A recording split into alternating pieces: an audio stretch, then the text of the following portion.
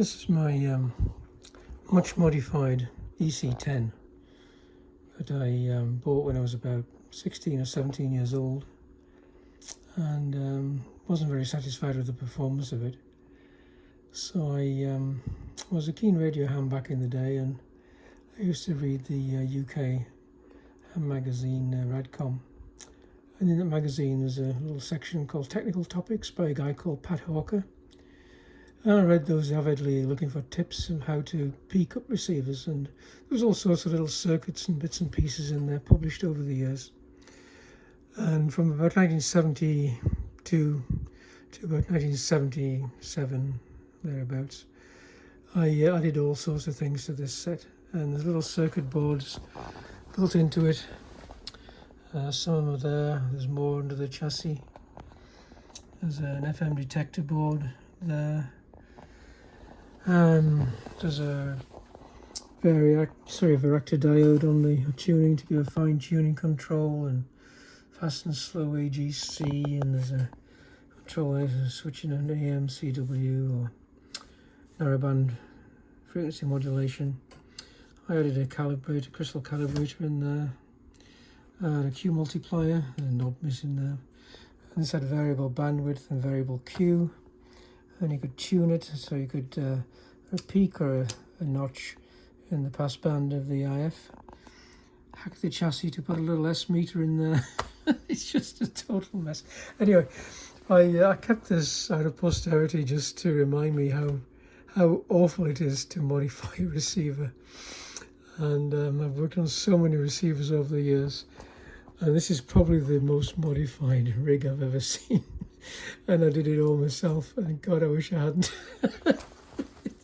Anyway, I switched it on the other day, and all I could get out of it was a hiss, which is pretty typical for an Eddystone EC10 that hasn't been on for a few years, because the germanium transistors, the OC171s, they grow whiskers and they short themselves out. Anyway, this one hadn't done that. It was a variety of things, dry joints and dirty contacts and all sorts of things. It's still not quite right. Anyway, I'll switch it on, and there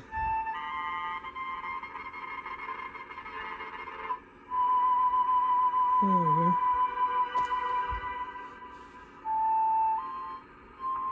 So it will work. That's the AGC being monitored on the ETVM over there. The AGC wasn't working at all before I started to work on it.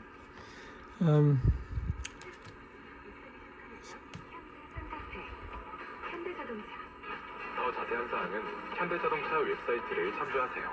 바베큐도 먹고 싶고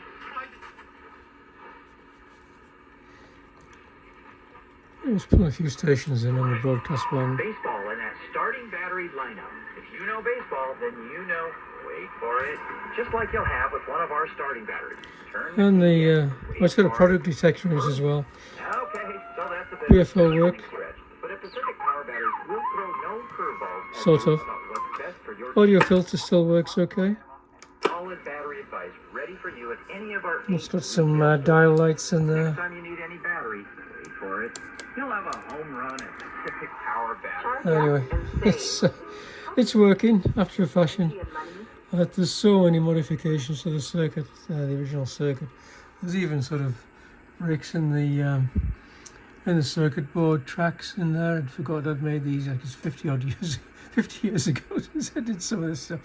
And there's breaks in the tracks, and there's little caps taking off signals to different parts of the circuit. And trying to follow it is almost impossible.